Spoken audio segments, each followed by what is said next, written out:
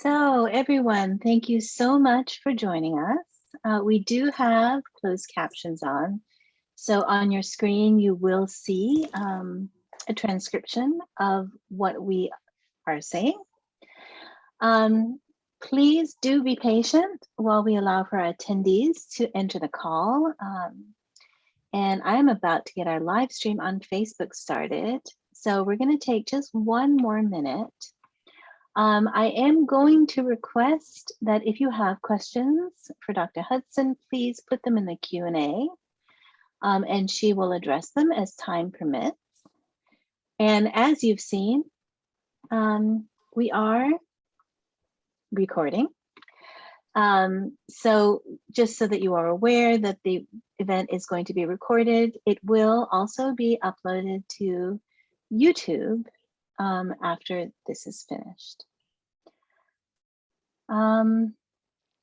Okay, I'm going to go ahead and get started with the Facebook Live.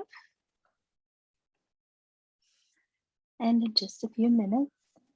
And if you're calling in from someplace fascinating or not, perhaps you want to put down your name and where you're calling from in the Q&A. Always fun to see.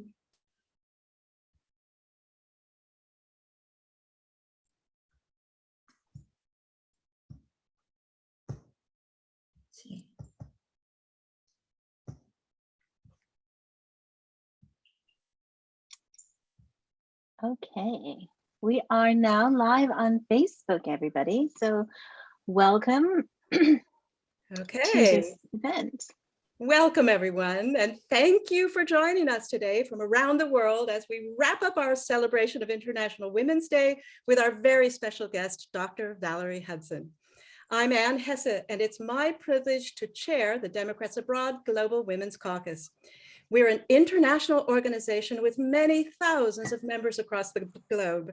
We're focused on advocating for American citizens around the world and providing them with the information and resources they need to register to vote, to obtain their ballot, and to return it properly completed and on time.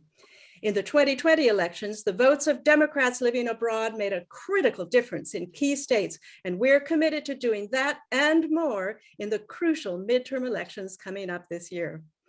Introducing our event today will be Marnie Delaney, who skillfully and tirelessly leads our GWC Violence Against Women team.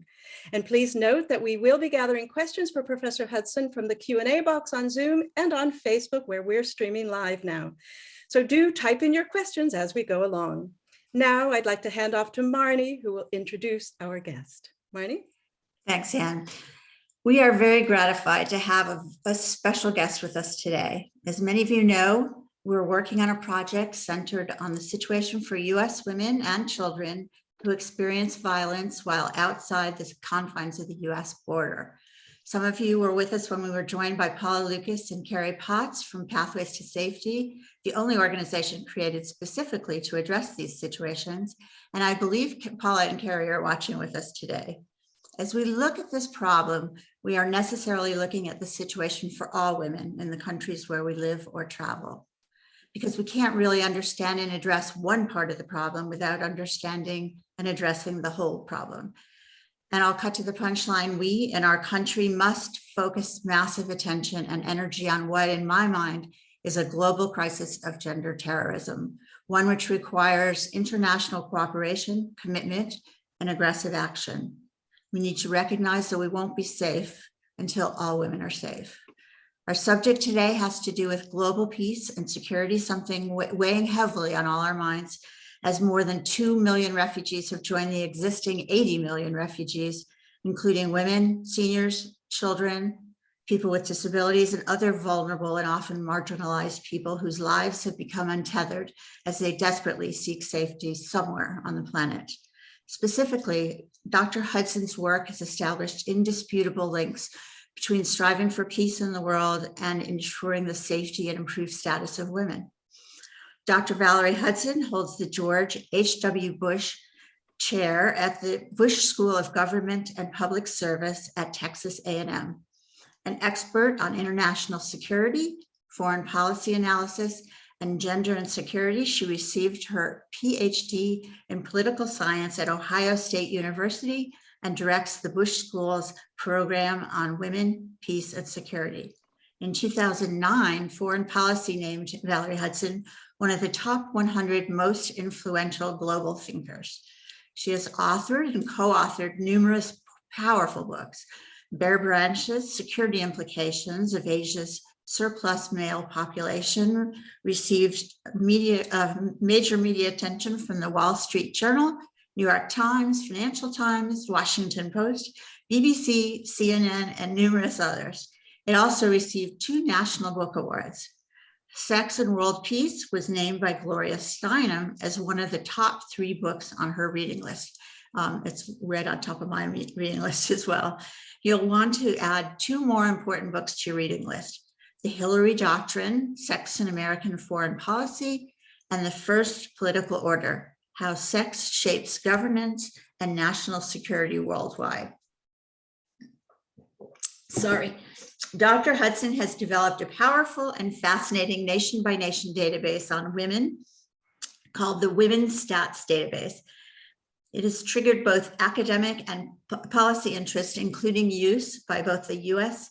Senate Foreign Relations Committee and various agencies of the United Nations. Using this data, Hudson and her co-principal investigators from the Women's Stats Project have published a wide variety of empirical work linking the security of women to the security of states, with research appearing in International Security, American Political Science Review, Journal of Peace Research, Political Psychology, and Politics and Gender. In case you had some spare reading time, you can look those up. So throughout her career, Dr. Hudson has demonstrated a strong commitment to collaboration with other scholars. She's received significant research grants from the U.S. Department of Defense's Minerva Initiative and the National Science Foundation, among others. She's received several major teaching awards and numerous research awards, and has recently been awarded an Andrew Carnegie Fellowship. She is also a Fulbright Distinguished Chair at the Australian National University. In addition, in her spare time, Dr. Hudson is the Vice President of the International Studies Association, a founding editorial board member of Foreign Policy Analysis, and serves or has served on the editorial boards. I'm exhausted just thinking about all this. Where am I? The American Political Science Review, Politics and Gender, and American Journal of Political Science, and International Studies Review. You can check out her website posted on the chat. So now I'm very happy to introduce the very busy and very accomplished Dr. Valerie Hudson. Thank you so much for that lovely introduction, Barney. I'm sorry you didn't need to slog through all of that. Oh, no, it's good. It's impressive. And Anne, thank you very much for the invitation. I'm very grateful to both of you. Excited to spend some time with you today. I'm here to tell you about our latest book, which came out in 2020. Called The First Political Order, How Sex Shapes Governance and National Security Worldwide. I'm not going to attempt to comprehensively, tell you about this book because it's over 600 pages long. It's kind of the magnum opus of my career. So I'm giving you an abridged version, and then we can go into what portions of it you find most interesting when we get to the Q&A. So, I think that we start the book by asserting, and this is something that is not new, other theorists have asserted this, is that the very first political order in any society is actually the sexual political order established between men and women. Sometimes in my classes, I'll say, look, let's pretend we're in a video game design class, and design me a game. Here's the 2 parameters. There's roughly 2 groups in this society, each approximately half of the players. And if they don't find a way to cooperate, there's literally no next round. So give me a game. And they say, well, that's not enough information. You got to tell us more. So I say, so what exactly do you want to know more? And that's when it starts to get interesting. They ask things like, well, do these two groups, are they equals, or is one like a superior and one like an inferior? So who makes decisions for the group? Do they both make decisions, or does one group make all the decisions? If there's conflicts between the interests of the two groups, how's that resolved? Is it resolved by force, or is it resolved by compromise? And then lastly, of course, the queen of all questions is, are resources distributed equally among these two groups, right? Valuable resources, or are wealth and land and other things that are deemed valuable, are they the purview of one of the groups and not the others? And I'm like, yes, you see, these are all deeply political questions. These are questions about power and decision-making and conflict resolution and resource allocation. So in a sense, before you get any sort of, other organization within the society, you have an organization here at the sexual level. And our assertion is that the character of that first political order will mold the society, its governance, and its behavior.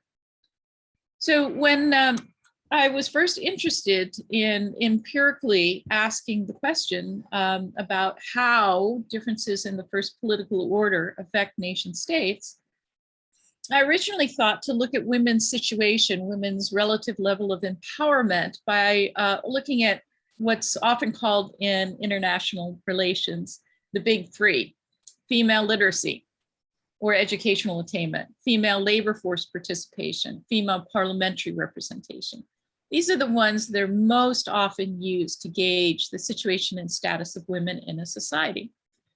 But a little over a decade ago, I had a very interesting conversation which changed my mind on those things. My university, where I was at the time, not Texas A&M, we were hosting members of female members, the first female members of the Afghan Loya Jirga. And I was assigned to sit with a particular MP at lunchtime. And, being somewhat socially awkward, as all academics are, I was like, gosh, isn't it wonderful? Here you are, you're university educated, you're a pediatrician, so you're already working, and now you're a member of the Loya Jirga. This is like the future of the empowered woman in Afghanistan. And she looked at me and she's like, Valerie, you don't understand. She said, I could go home today and my husband could divorce me by simply saying, I divorced you 3 times. If he did, I would lose custody of my children because the children go with the father in Afghanistan. If my husband divorced me, I would have no place to live because my birth family would never take me back because of the dishonor. And you cannot live as a lone woman in Afghanistan. And she said, even if I'm not divorced, I will have very little say in who my children marry and at what age they marry. So how empowered am I really, Valerie? And I thought, oh, whoa. As I looked further, right, one of the highest levels of female educational attainment is Saudi Arabia. One of the highest levels of female labor force participation is the Philippines. One of the highest levels of female parliamentary representation is Rwanda. Okay, so I think my MP acquaintance was actually right in suggesting that I needed to dig deeper. So we began to ask other types of questions about women's empowerment. We want to see how disempowered they are at the household level in their day-to-day life. So how much say does a woman have about getting married? How old is she typically when she is married? And once she is married, how much say does she have within her marriage? What types of property and inheritance rights do women have? Are there inequities in family law, such as in divorce and child custody, like my MP acquaintance was discussing? Is marriage patrilocal, where the bride moves to the husband's family's compound? Are bride price or dowry paid? Is polygyny or cousin marriage prevalent, both of which are quite prevalent in Afghanistan? Does the society view domestic violence and femicide as normal, even expected, sometimes even obligatory? One UN survey discovered that 87% of Afghan women had been abused in domestic violence incidents. And other things. What is the level of violence against women in society? Is rape treated as a property crime against a male guardian of a woman? Right? These are the nitty-gritty questions, right? These are the things I think that tell you how subordinated a woman is in society. And yet there's very, very little data on all of this. So my co-authors and I determined that we were going to examine this come heck or high water. The first thing we did was we put together a theoretical framework. And the representation you see on the screen is that theoretical framework where we say, you know, what you find in a number of societies is a syndrome of practices to subordinate women that is not only effective at subordinating women, but also very effective at creating fraternal alliances among men. And that, in fact, is very common across human society. In fact, it was ubiquitous, right, before 200 years ago, but is now, there are varying degrees of this subordination. And this syndrome is like interlocking magnetic beads, right? When you get one of them, you end up with a whole bunch of them because they follow logically almost from these things. So if we start in the top left-hand corner, if there is a genuine willingness by males to violently coerce females, you know, what comes from that is that men will monopolize all valuable resources and make sure that women do not have rights to them. To this very day, there are societies in which hardly any women have title to land, for example. From male resource control, we begin to get the rise of patrilineal families, where families are defined around the male line, where girls marry out and are not really considered part of the family. And so patrilineality and patrilocal marriage then create other sorts of ripples. You begin to get distinct son preference because the sons are the real family and the daughters are not. And that means that the lives of women and girls become less valuable and there is less investment in their lives. You also begin to get a low age of marriage for girls. If they're not really part of your family, then the other family to which they really belong ought to be supporting her, feeding her, clothing her, and so forth. And out of all of these practices, what arises is a deep inequity in family law, whether that be customary or tribal law, or even, even national law can be highly inequitable. Coming up the left-hand side, we often see two different kinds of societal practices based on whether women's labor is considered productive. In societies such as in sub-Saharan Africa, where women are considered very productive laborers, you see the rise of what we would call a bride price / polygyny society, where to contract a marriage, a man must pay the woman's father. And in turn, a rich man can buy a number of wives. If women's labor is not considered productive or valuable, we often see dowry, such as in India, where it's the bride's family that must pay the groom to take the burdensome bride off their hands. And that usually leads to sex ratio alteration, where families rationally conclude that they would rather not have girls. So you see sex-selective abortion and female infanticide. So you can see how all of these things are very effective at creating a strong fraternal bond, as well as absolute male power within a society, and deeply subordinate women and affect not only the quality of their own lives, but the lives of their children. Well, what we suggest in our book is that this is actually a monster, that this syndrome, in fact, not only harms women, but harms children, harms men, and harms the whole nation state, if you will, or community, if we're talking about tribes or clans. But, being an IR specialist, we tend to talk about nation states.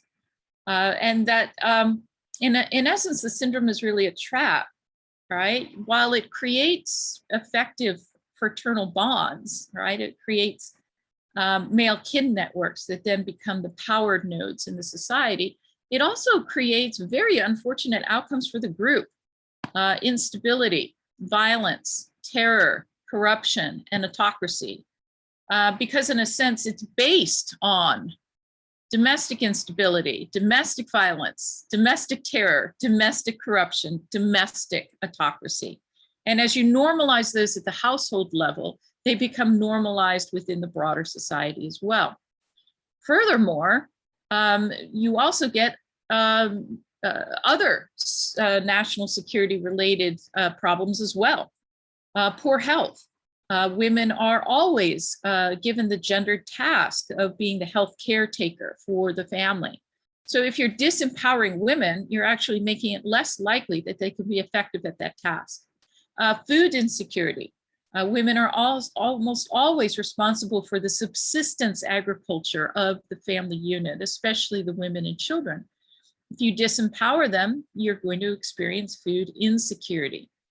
If you cordon off the contributions of half of your population, you will naturally see lower economic performance. And demographic woes, attention to environmental security may be low. I mean, there's a whole host of things that begin to happen when you purposefully disempower women. In other words, right, what you do to your women, you're going to wind up doing to your nation state. So if you choose to subordinate, if you choose to curse your women, then you're going to end up cursing your nation state as well. So we were very fortunate in that the Department of Defense was interested in our hypothesis, and they gave us about $1.3 million to do the most comprehensive survey of this linkage that we could attempt. So we spent virtually all of that money trying to track down information on 176 countries on all of the variables in that syndrome loop. And so you can see our coding there, probably not many surprises. We're certainly not suggesting that say the US is some sort of wonderland for women. It isn't, but it's dismantled many of those magnetic beads, right? So women have property rights and so forth. But violence against women remains high. But you can see that especially in sub-Saharan Africa, Middle East, India, and so forth, there's some real issues with women very much being straitjacketed by these practices. What are some examples of how treating women as subordinate creatures plays into national security? Well, sometimes those links are pretty immediate and proximate. One great example about which we've written is surging bride prices. Remember that bride price is in cultures where a groom and his family must pay the bride's family, the bride's father, for the purpose of contracting a marriage. Well, bride price acts, if you will, as a regressive universal flat tax on the subpopulation of young men in the society, because there's a going rate for a bride. And that going rate does not decrease the lower that you get. It can increase with more elite families, but it never decreases before a going rate for a woman. And that means then that you're going to disadvantage already disadvantaged young men when it comes to marriage in bride price societies. Furthermore, bride prices tend to act like real estate prices. That is, they tend to inexorably rise as every father sees what every other father is charging for a bride. It eventually just starts to escalate. And sometimes that escalation can be very dramatic. As a result, you begin to get more and more young men at the lower socioeconomic classes who are unable to marry. But marriage in that society is not optional for young men. It's absolutely essential for them to obtain true manhood status. And so these surging bride prices catalyze a deep, deep sense of grievance among young men who must delay or perhaps even give up hope of marriage. Well, you can imagine that terrorists and rebel groups would see this as a wonderful opportunity to recruit aggrieved young men. And that's exactly what you see. And so rebel groups may offer them money or other resources that would allow them to pay bride prices, or they may actually kidnap women. And that's what you continue to see with Boko Haram in northern Nigeria. Part of the story that was missing from Western media accounts is that there was a big jump in northern Nigeria in the early 2000s. Bride price jumped about 1,000% in the space of very few years. And Boko Haram began to use that as a recruiting strategy. Join us and we'll make sure that you can marry. And so girls and women are abducted. Sometimes Boko Haram sells them, but other times they're used to actually give to their fighters. Another little factoid that the Western media overlooked is that always when these girls are kidnapped, there's a token bride price that's left on the ground as they are taken, so that the marriage is viewed as legitimate. One young lady who had been subjected to this horrific experience was actually quoted as saying, "In this crisis, these men can take a wife at no extra charge. Usually it's very expensive to take a wife, very hard to get married, but not now." Then there have been plenty of other examples. South Sudan, this occurs. Pakistan, it occurs. Timor-Leste. These are, only the cases that researchers have actually delved into, but I'm sure there are plenty others as well. Sometimes the links that we see between what are going on with women and what's going on with nation states are longer term and more structural in nature. And an example of that is the increasing masculinization of the world's population. It used to be that we would quote Mao Zedong and say, women hold up half the sky, but they actually don't anymore. Women are actually slightly less than half of the population, whereas we should actually be slightly more than half of the population. And this is not due to any plague or natural disaster. This is entirely man-made. So the male-female global sex ratio is now approaching 102. That is 102 men per 100 women. And when we're talking about the billions of people on the planet, you can understand that we're actually referring to, over 100 million missing women. In 1990, when I first started researching sex ratios, we could only find 5 that had abnormal birth sex ratios. But now there are 18, and you can look and see that it's not confined to regions in East Asia, such as, or South Asia. It includes many others. So Afghanistan, Albania, Armenia, Azerbaijan, China, Georgia, Hong Kong, India, Kosovo, Montenegro, Nepal, North Macedonia, Pakistan, Papua New Guinea, the Philippines, Samoa, Serbia, Taiwan, Vietnam, all have abnormal birth sex ratios. It's also true that even when there isn't sex-selective abortion or female infanticide, large migrant flows, right? The first wave of any large migrant flow is usually young adult males. If we're talking about not just like over a border, but across many borders, across continents, the first wave is always young adult men. And so in 2015, when Europe was experiencing that first great wave of migration, 85% of the refugees were young adult men. Sweden opened its doors, said anyone who can reach Sweden is welcome to be here. It also did not check ages, at the same time saying that anyone who comes who is younger than 18 will never be deported for any reason. So not surprisingly, they got lots of young adult men and lots of young adult men saying that they were 16 or 17. And the year after the huge human wave in 2015, it was calculated that Sweden had a worse sex ratio among 16 and 17-year-olds than China. There were 123 young men for every 100 young women in Sweden in that age group, whereas in China, it was only 117 young men for every 100 young women. And so, yes, that has had an effect on crime rates, especially GBV rates, right? Gender-based violence rates. So, yeah, the ramifications have been well, I think, sourced in the scholarly literature. As you masculinize your society, you get higher crime rates, higher political protest rates. Of course, you get marriage market obstruction because many young men will never be able to marry. And this has knock-on effects such as surging bride prices. China, for example, over just the last 20 years, has seen bride prices increase 100-fold. So there are some really interesting effects of this kind of culling of girl children from the population.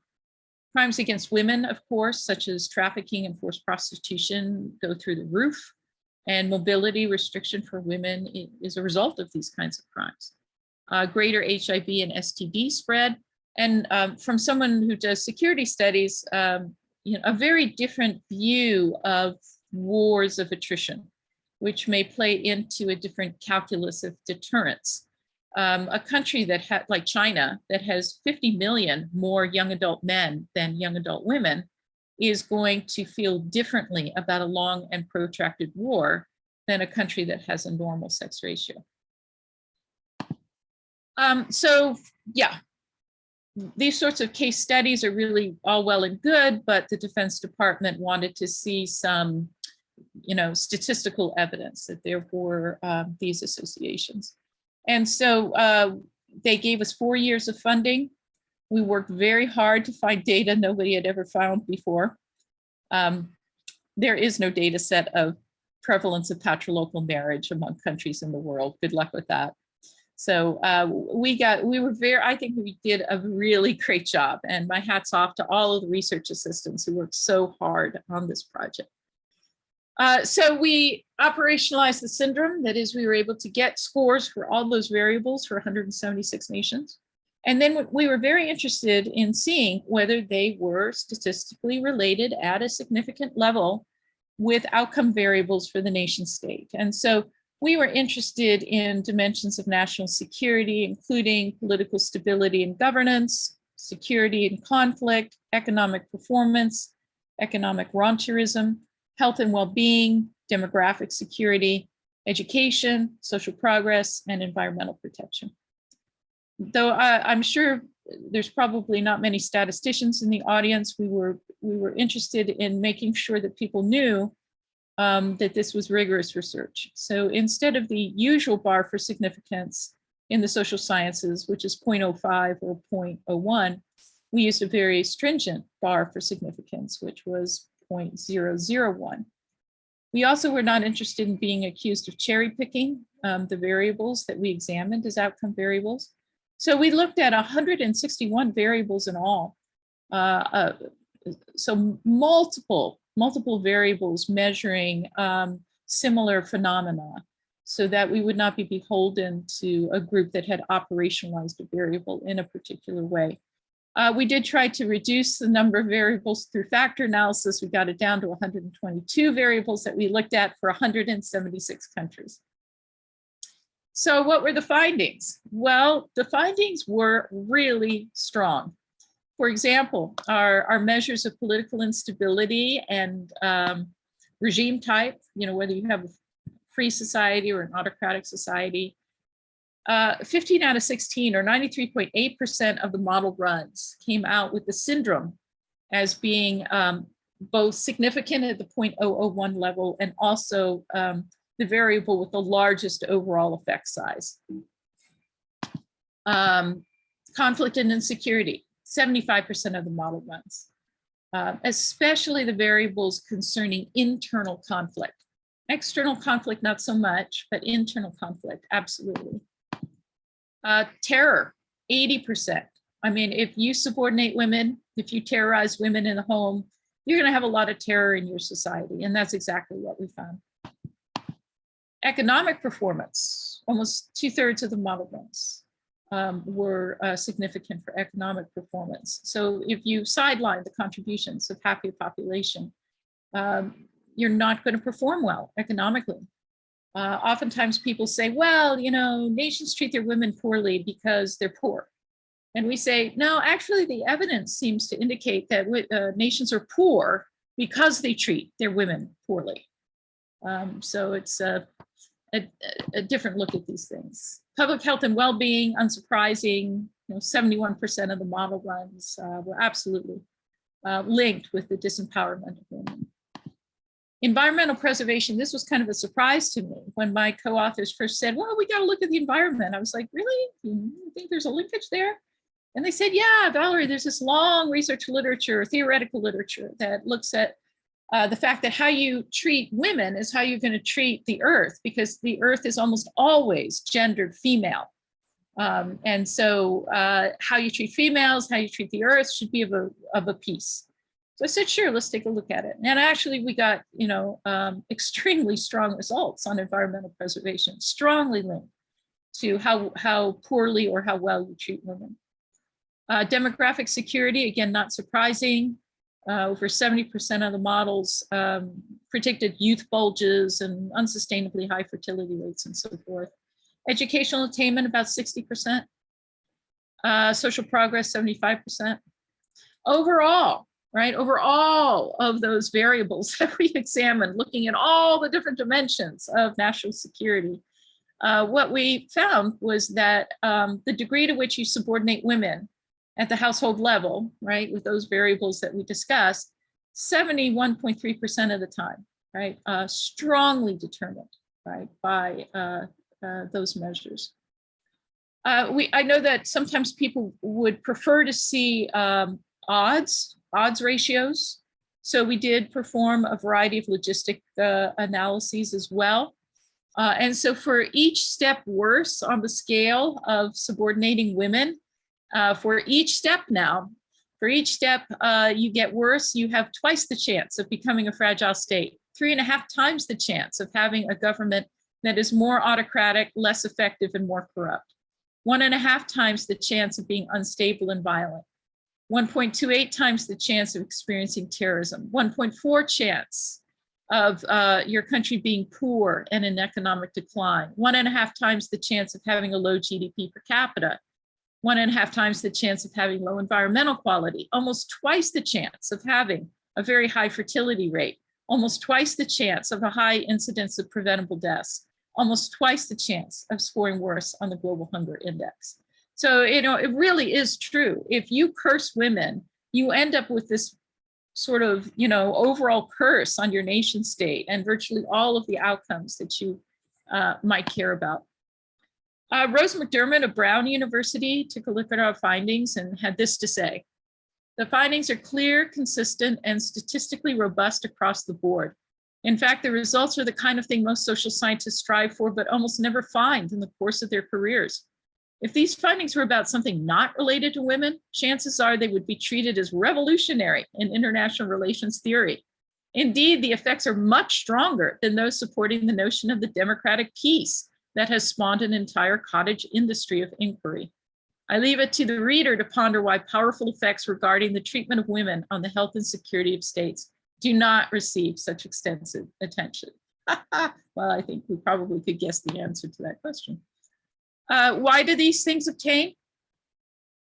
Well, we think there are 3 causal pathways. We've talked about boot camp, right? For example, if you practice using violence for political ends in the household, you will have less problem using it at the nation state level. If all households are autocratic, you're not going to get a democracy, are you? So this sort of, priming the larger nation state. Also the chronic structural goads, right? It's like sawing one leg off a 3-legged stool.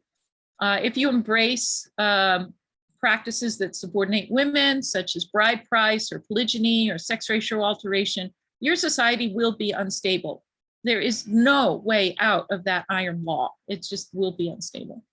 And of course, you're disempowering women. You're disempowering the very individuals whose thinking about these matters could lead you to a profoundly different outcome.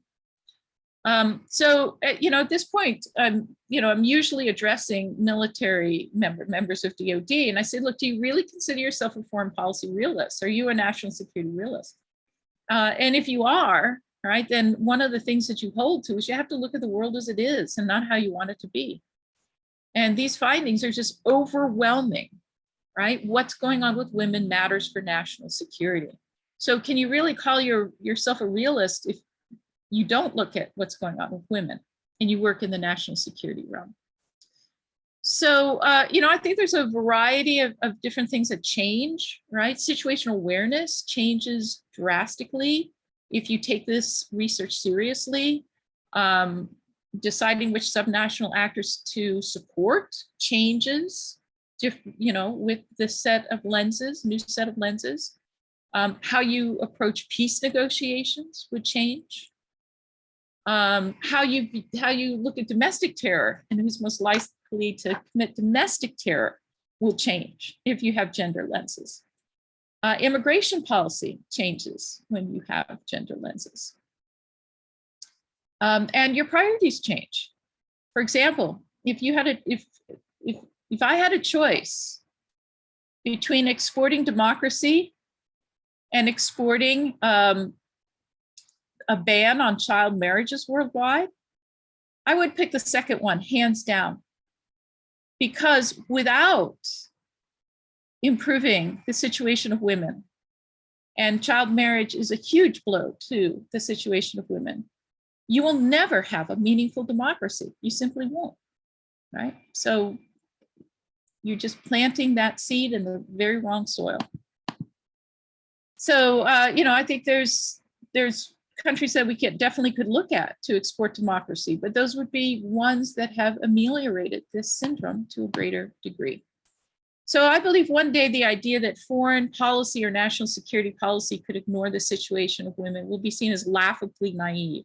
I truly believe that 2 or 3 generations down the line, they will read our old books on national security and say, where's the consideration of what's going on with women?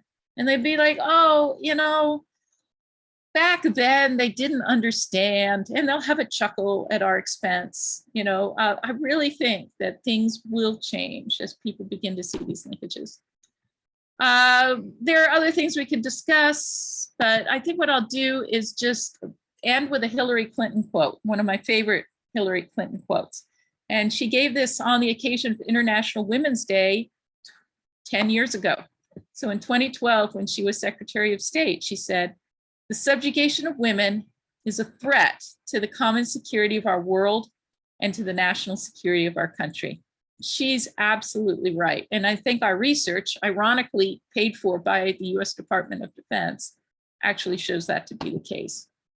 So thank you very much. If you're interested in the situation of women and data on that, certainly go to womenstats.org and take a look. So I think I'll end my screen sharing now and we can discuss. Oh, Dr. Hudson, thank you so much for just providing so much insight. I just want to know where the heck you were when I was in school, because nobody had that kind of insight. Yeah. Oh no, I think I just think it's great, and I think we don't have that much time, so I'm going to just jump in with a question. First of all, it's been a little while since my first of your books the first of your books that I read was Sex and World Peace, and it's been a while since you wrote that book. We have a revision coming out next year. Oh, great! Yeah, there'll be an updated version, so look for that. Excellent, I will. So and I recommend it to everyone. So since you did that, you've had a lot of chances to interact with leaders within foreign policy, within the foreign policy community. And I'm kind of wondering, as a whole, do you think they get it? What you're saying? Yeah, it kind of depends. Let me give you, for instance, when I present this research to military officers who've actually been on the ground in Afghanistan or Iraq or other places, they so get it. They're like, we understand because we saw this all the time. I met one commander who'd worked in Afghanistan. They were tracking bride prices because they knew, all right, that when springtime came, the young men who didn't have enough money to get married would be joining the Taliban. And so they tracked the bride price and how high it was and what kind of instability they were probably going to face from particular areas. The military officers who sit primarily in Washington, D.C., it's a box ticking exercise for them. You can see it in their eyes. They're like, Yeah, I think under the WPS Act of 2017, I'm supposed to show up for this meeting. Thanks. You know what I mean? So it's kind of a disconnect. But what I'm happy about is that the people who are on the ground are eventually going to end up being the people who sit in the halls of power in the Pentagon. So I was mentioning to you that one of the exciting things that's actually happening next week is that Special Operations Command of AFRICOM has invited one of my students to present on this research. And so she's doing a deep dive into some of the countries that they are partnering with and seeing how the insights of this theoretical framework could be of use to them. So I hold out hope. I think we're all with you. Yeah. And I am just stunned. I haven't read the book, but I'm going to go out and get it. Oh, good. I think you'll really like it. I really do. I don't say that because, I have a vested interest in it. I really do think you would find it fascinating. I see it. So the research is there. The evidence is there. Then my question would be, what can we do now about it? What can our government, the US government, do now? If there's like on the top of their to-do list, what can we do? And the follow-up to that would be, what can we do, American citizens living around the world? So what can our government do, top thing, and then what can we do to help them? So that this just doesn't stay a mass of data and statistics, but becomes the engine for getting what we want, from changing things. Yeah, well, one of the lessons I've learned is that, you just can't go out and wave a magic wand in a country like Burkina Faso or Somalia. This is not going to happen.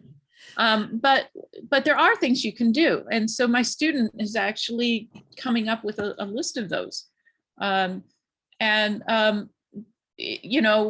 We do have, I think, some wonderful efforts by USAID to promote an end to child marriage, to promote land titles for women. I think there are a variety of programs that are on the books. They're probably not considered, priorities yet, but that I think could be crucial. But I think it's also true that when we do partner with others, we can at least insist that those we partner with are obeying the law. So for example, let me give you the example of Burkina Faso that my student has been researching. Well, in Burkina Faso, bride price is illegal. And it's also illegal to marry a girl before she's 17. And yet those things are absolutely prevalent within the society. The least we can do is to suggest there needs to be accountability for top military officers. Are they obeying the law? Are they even obeying the law? Mm-hmm. Right? If we could start just there, I think that would be a really good step forward. But I do think broader awareness is important. The WPS Act of 2017, God bless the US Congress for passing that, has executive proof mandates for accounting for women, peace, and security, accounting for how much programming funding is going towards women, peace, and security, benchmarking things, having yearly reviews, and so forth. As common citizens, I think it's going to be incumbent upon us to never place women's issues last. I mean, too often people say, oh, when this big emergency blows over, then we're worried about the women. I hear that. Then we'll worry about the women so much. You got to worry about them during the emergency, right? I mean, we're talking about Ukraine right now. We need to be worried about human trafficking. Ukraine was already a source point for human trafficking. And now the situation is absolutely going to be worse. There are things that we will only see if we have gender lenses, even as we face emergencies. Mm-hmm. Mm-hmm. Wow.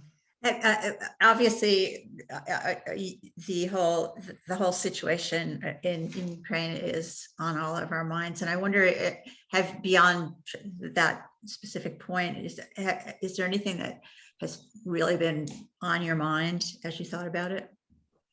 Yeah, actually, there have been. I mean, I just want to say that neither Ukraine nor Russia is very good concerning the treatment of women. Yes, women have property rights. Yeah. But, you know, when we talk about trafficking, when we talk about domestic violence and so forth, you know, there's no good guy, bad guy there with Ukraine and Russia. That, you know, it's about the same.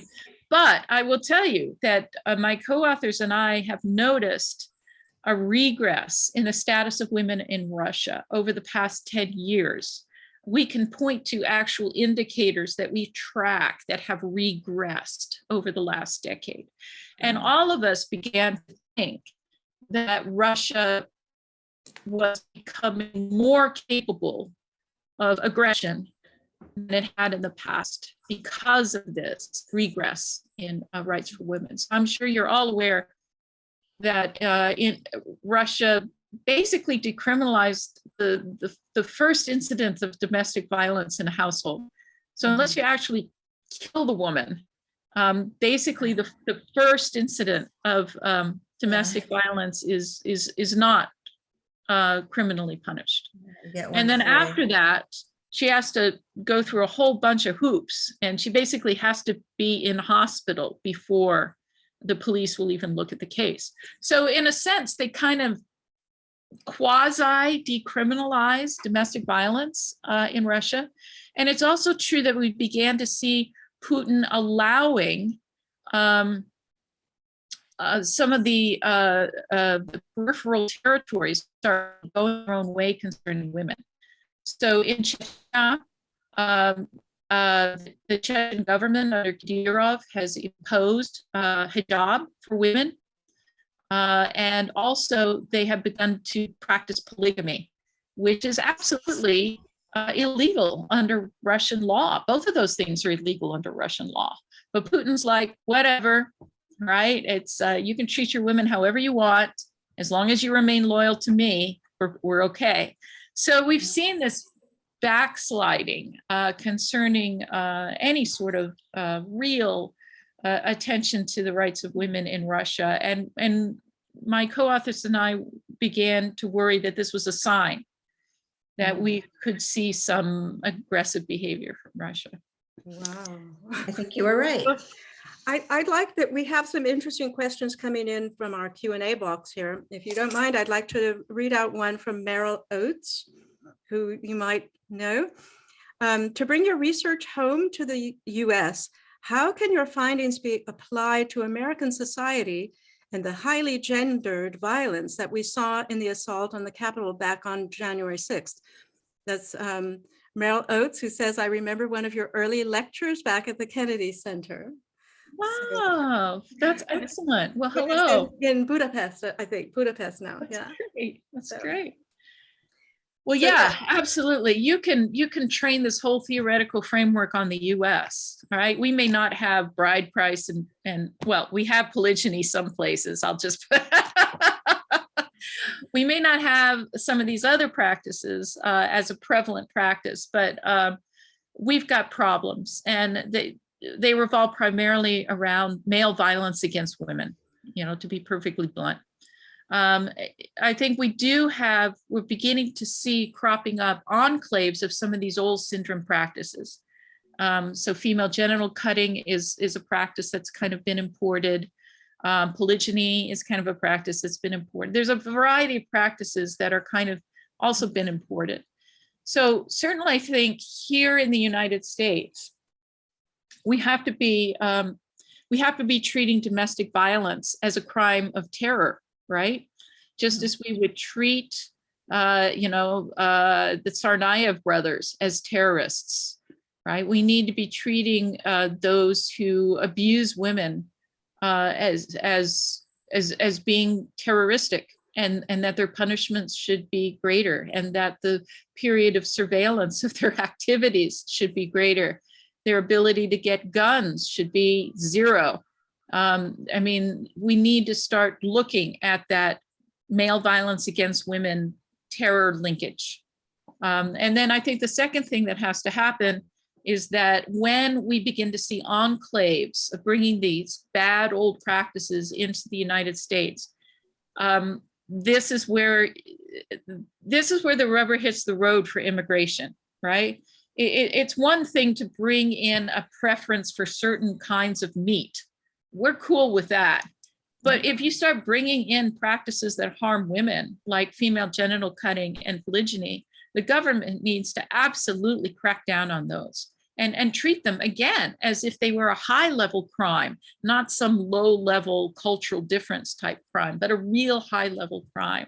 So those are at least two things I think that if we were looking at the United States, we would want to bear in mind. Mhm. I think child marriage in the United States is becoming a big problem also. Yes, there's still some crazy laws on the books in I certain know, states. It's isn't it? amazing to me. Yeah, It's barbaric, isn't it? yeah, I'm with you. So as I try and picture how this is, I'm going to sneak in one last question because I know we're about to run out of time, but I have to ask. Well, I'm wondering, do you think does a country need to be in a stable, relatively peaceful state to be able to address the situation for women? Or do you think that you can jump right in and start dealing with it, even though you're in a chaotic situation or a negative situation for women and the country? I think women have to fight all the time. That is to say, in peacetime, we must remain vigilant. I think here in the United States, we've seen a rollback of women's rights, especially reproductive rights, in a time of peace and plenty. So peacetime vigilance is absolutely, I mean, you can never let your guard down as a woman concerning your rights. It's so incredibly easy to just for men to completely do away with our rights. During an emergency, I still think absolutely, right? We need to be taking care of that. I've been so disappointed, at this whole, let's worry about this and then we'll worry about women. Well, they never end up worrying about women, right? And whatever the emergency is actually makes things 10 times worse for women.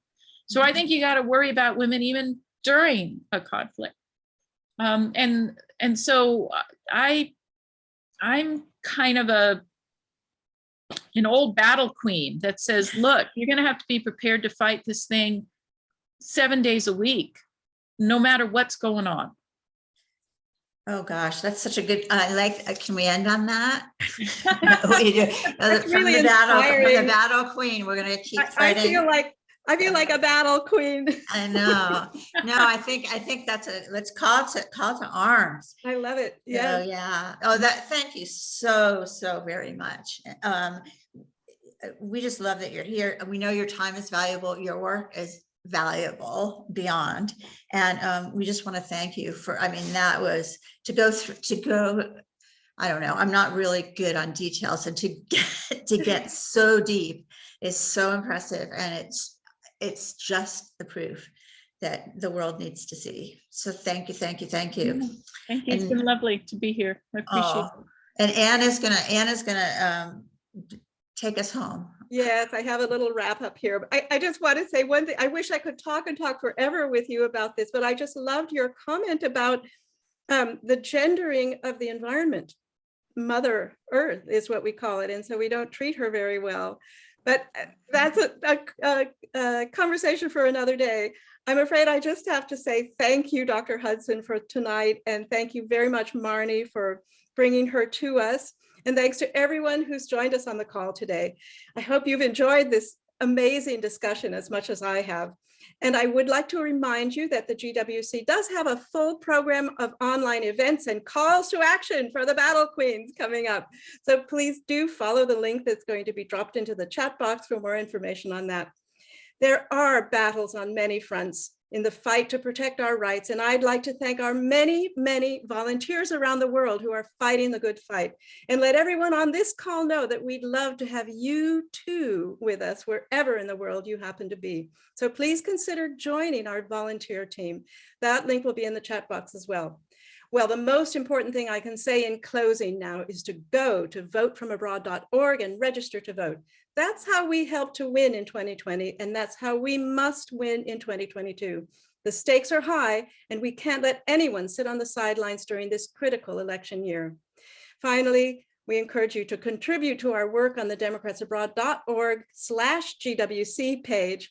Registering voters and getting out the vote requires a lot of phone banking, postcard mailing, and social media ads and posts. So we would be most grateful for your support in getting that job done. Even a small donation helps.